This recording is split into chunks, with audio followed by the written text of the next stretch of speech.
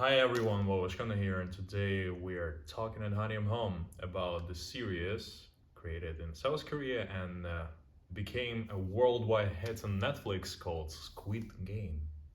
I just want to make a little disclaimer here that maybe some of the things may spoil for super sensitive ones who really try not to learn anything before watching the series. So beware of that. Squid Game. Yeah, the name was a little bit weird, and I haven't seen a trailer before actually watching the series. All I heard of it is that it became a hit, and you know, the memes started to appear. So, Squid Game, back to this. It doesn't involve the actual squids at all, no matter what some of the memes are saying. Squid Game is pretty much the children's game from South Korea. I'm not sure if it's also common in some other countries, because for me, as a person coming from Eastern Europe, it wasn't heard at all.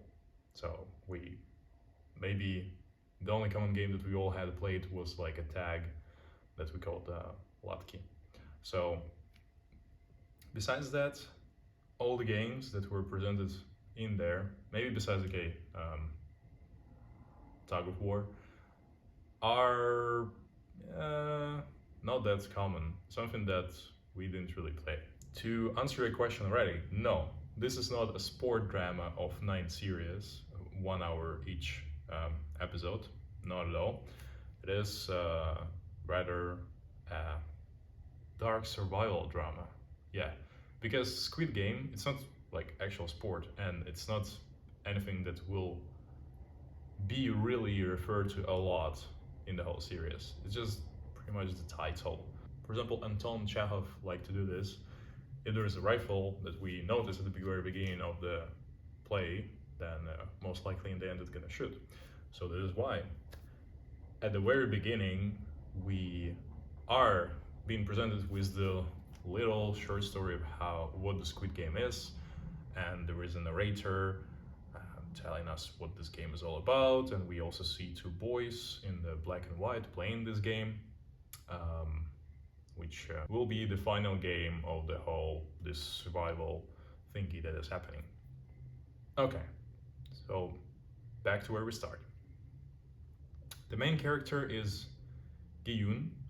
So Gi-hun is a man in his late 40s who pretty much hasn't been having much luck in his life. He's living with his mom, who is also a really old lady, handling her own little fish locket in the market. He's divorced. His daughter is living with his mother and her already new husband. And just life for Gi-hun hasn't been easy. He also seemed to be like a little man. He likes to play a lot, and he plays on bets. Pretty much is how he wastes his money. And we already see the very beginning of the series in the first episode is that his mother is giving him some money for him to go and buy a birthday present for his own daughter, which he then decides to go and use on bets. And apparently, of course, it was finally like a day for him. He managed to win. He won quite some money that were able for him to repay the debts that the debt collectors were so kind to try to catch and beat the shit out of him, of course, as good debt collectors usually do.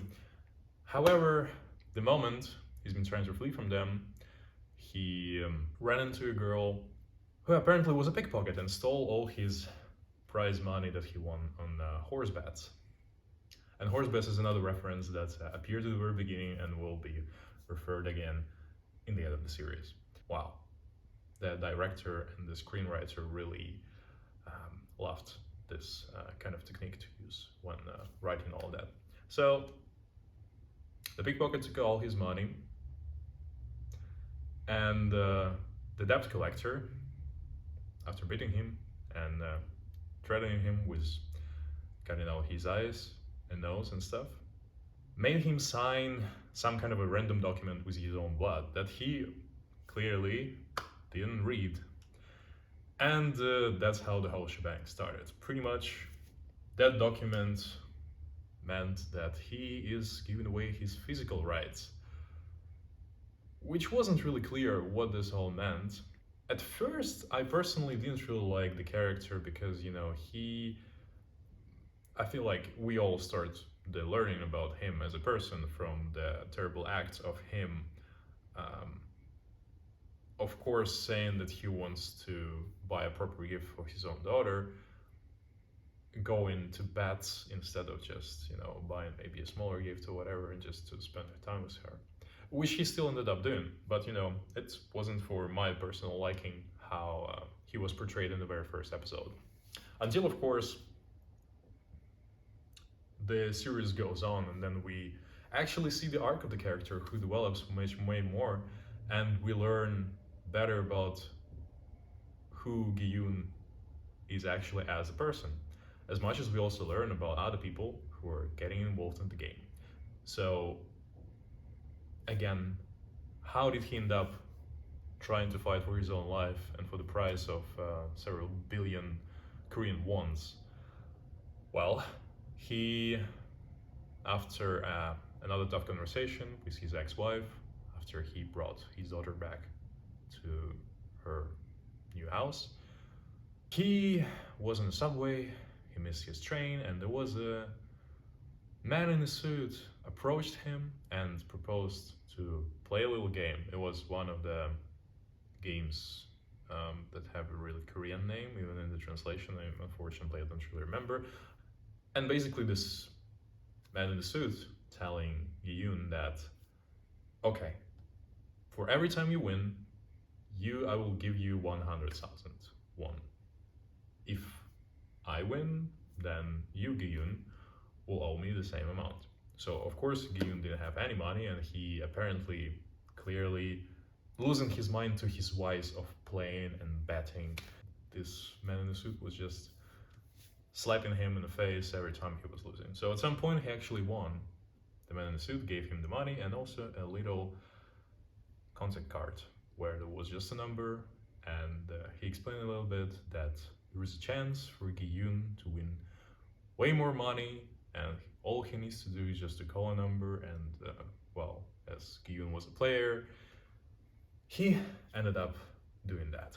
So what this whole organization looked like, there were 456 people, and Gi-hun apparently was the very last player to play in, because there were also some limited spots, according to what I understood. What happened, he went to this game, they were all dressed in all this gray greenish robes, jumpsuits pretty much. They were all delivered in a very secluded place where nobody could find them. All the workers of this place were wearing these weird pink reddish suits and masks. And apparently everything was in such a secrecy that people didn't feel comfortable playing those games. However, once the rules were explained, they all signed the little document where there were pretty much 3 rules. Everybody signed and got ready to start the game. People were feeling a bit pumped up. They felt like, it's like one of those television shows where people need to compete, like, I think, was it American Ninja Warrior or something like this, where people go for different obstacles in order to get some points or be the first. Like, we also have this thing called like big races, but Gonki or something like this, where it was in competitions between teams from different countries. And so there was a similar situation happening right here. However, the trick point is that they had to play just the children games. So everybody first didn't really take that all super seriously. They first had to play red light, green light, which is also a game where host is saying red light, you have to stop, and if there's a little bit of movement, then you're out of the game. Or when it says green light, then you have to move, and basically you have to move from the start to the finish. And once you cross the finish, you have the game. There's also a little time limit to make it all exciting. So if you wouldn't make it on time, you also be eliminated. So everybody feel kind of inspired of how that went. There were 2 friends, quite young people, who at some point of time decided to run towards the finish line to finish the first. And this was exactly the time When they learned, then after the red line is signalized, and one of those dudes weren't able to properly stop at the signal, you just get shot. And that's how half of the initial players who were trying to escape, seeing the shots, they were all just getting killed from the sniper rifles in this little hangar where this whole game was taking place. And that's where everybody learned what eliminated is actually means. It actually means that you just die. This whole concept of like signing off your physical rights, that basically those people would not be liable kinda for anything, which however didn't seem like could be true, because like how come they can't kill people just because they have a paper signed or whatever? It sounds really weird. I'm not sure if that actually was the thing. I'm gonna say something stupid right now. But our main character, Gi-hun, just made it right before the time expires, and of course he also meets his old childhood friend, Sang-woo, who was really smart man, at that point a child, gifted child. He managed to make it out of this bad neighborhood of Seoul and went to the university, and then he ended up going to United States, and he's been this financial investor, trader, and he's been like dealing with quite a lot of money. So he was a really well-off, wealthy man. However, he also ended up playing this game. So apparently, after the first round, people were super scared and everybody wanted to leave. And that's where everybody were reminded why they ended up in this game in the first place. And besides their physical rights being signed off, is that this was one of their chances for them to actually win the money and cover their debts. Because if Gi-hun was owing only 4 million won to his lenders, Sang-woo, for example, was owing about 6 billion, and some other people were also having something from hundreds, millions, and the billions. Some of them were even hobos, and yeah, criminal convicts. So there was something that these people didn't really much to lose. And after the first game, everybody was super scared. The majority voted to stop the game, so they were all dropped off back into their real lives. And almost everyone realized that their real life is actually worse. It's actually worse in the sense that there is not much they can do about changing their lives. And this game where their life is at stake seems to be like the only way for them to really change. And this is a crazy idea that people in such a desperate position were forced to risk their own lives and pretty much losing their lives because the winner can be only one. Yes, it is a big amount of money, like I did some exchange rate magic and it was about 30 to 40 million dollars that they were to win, which is like a lot of money, of course, but does it worth the lives of 450 people who will pretty much just, end up their lives there? At some point, it wasn't even a question anymore. The games would go on, there would be some formed alliances, and we will see how Gi-hun actually starts to open up even more as the likable character, because, my first two encounters of him, he appeared to be a little bit cowardly, appeared to look a little bit egoistic, but the more you follow his story throughout this survival game, you see that he is a really, really nice guy, that his heart is of gold, and he actually cares about people who were his teammates, people because of whom he actually went to play this game, his mother, his daughter. He just wanted to try to bet us all, and maybe at some point in the end he was still hesitating whether it's all worse. Whether it worse, do you know this, especially when it was just left him, the girl he met in this game, and who actually was a pickpocket, stolen his prize money, and Sun Woo, his childhood friend, whose character's arc was the opposite. So we actually learned that Sun Woo, seemingly that genius guy who made himself and made his way into the top after losing it all, basically it was probably the way how he also appeared at the top in the first place, is that he has been doing anything he had to in order to get the success and get the result. Like the way he betrayed Ali, one of the other teammates, and the friends that they made in this game, or how he just Sammy started betraying Gi-hun as well when there was the honeycomb challenge, where he kind of guessed what the game will be, but he, for some reason, didn't really insist or advise Gi-hun to change the choice he made. So, despite having certain respect for Sun Woo at the very beginning, you start to lose it to see what this whole challenge did to him as a person. And there is a moment of catharsis for him at the very end of the series when it's him versus Gi-hun playing this Squid Game as they did play as kids. However, this time they, of course, one of them should die, and the game would only stop once one of them is eliminated, as the organizers of the game would actually say. The moment of catharsis for him was that he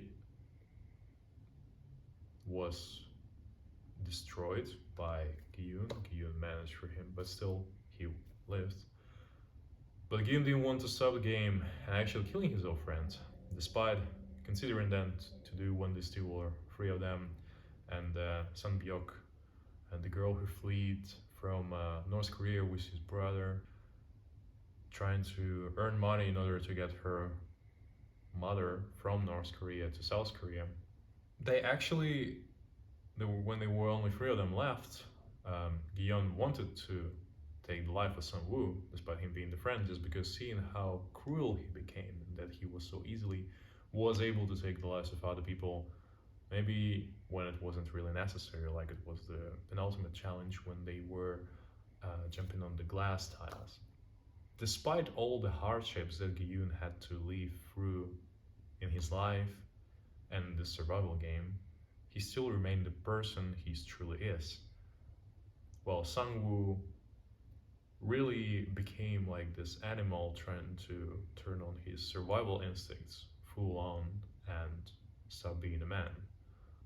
And of course, the series also has this second storyline about the police officer trying to look for his brother, which honestly, I felt like it wasn't necessary to be there at all. It wasn't that interesting, in all honesty.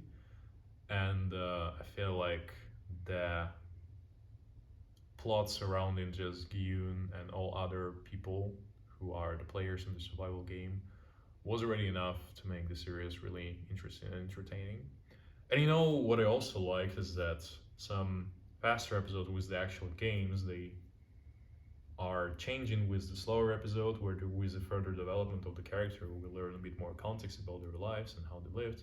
As I said, all the things that happened to Gi-hun didn't change him as a person. When he returned from the game, unfortunately his mother already passed away. His daughter already left to US, but despite not really swearing at anything, he still took care of loved ones of Sun Byuk and Sun Woo, because he is a good man. He is a good man who cares about his friends, who cares about his loved ones, and if there was a chance for him to arrive earlier before his mother passed away, he for sure would have helped her as well. I felt like it was already a finished story. And I understood that, of course, if it is in a serious format, there could be a possibility for season 2. And this whole thing gives us a really open ending, which I personally not entirely sure about. Like, despite really liking Gi-hun, I feel like his story is fine as it is, and I am as a viewer don't necessarily want any further development. Not because I feel like he's as a character is already done, but because it's not only about the character but also about the games as well.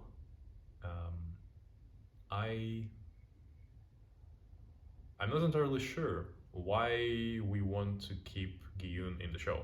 Let's put it this way. All the other characters are out. Gi-hun is the only one here. Will Gi-hun go and participate for the second time in Squid Game? Or whatever this game could be called. Or what is actually his plan? Does he want to stop all this? Does he want to really prove that they cannot bet on humans just like they bet on horses? This is probably the question I want to ask, and I want to see why they decided to sort of keep his story going, because he didn't go to ask to see his daughter. He ended up calling this organization again and left, potentially going to visit them. And as I said, this series teaches you about a lot of important things. Well, your family, your friends, and that no matter what happens, you should still stay a human. And that money doesn't really bring you happiness. Like it happened with Gi-hun, when after almost a year after the end of the game, he hasn't touched much money from his account until the very last moment when he actually took care of some Byok brother and left almost all the money to Sun-woo's mother and the boy as well. So some good lessons could be learned from the show. It's also really entertaining by itself a watch. There is some suspense to all that. However, on the back of my head, I always understood that yes, all these things happen to Gi-hun, and he most of the times is the last one to cross the finish line. But I felt like, yeah, it will be really hard for him to die. It wouldn't make any sense for him to die. He will leave. So let's just watch how he will overcome the obstacle that appears. And yeah, his personal wit and some portion of luck and portion of his warm-heartedness, everything helped him to beat the game. And the most humane, at least out of those characters whom we were seeing and were able to witness for longer, he won. Which also a huge commentary on the society. I feel like, you know, the scriptwriter, he actually wrote this in 2009 when, you know, the economic crisis hit everyone super badly, and he went personally for all these financial struggles. So, you know, it was really genuine story, and that he wanted to show that no matter what, money is not the only thing that matters here, right? And it is hard, it's complicated to live without money or without enough money, but you should still be human. And that is what matters most. Well, that was a Squid Game. I hope you will go watch the show and enjoy it as well, as much as I did, and a huge amount of other people all around the world.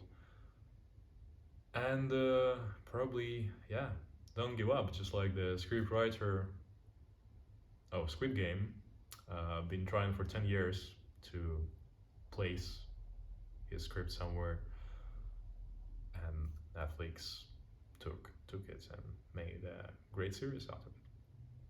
So let's all keep our hopes high and do our best to live our lives how we want. Thank you very much for listening.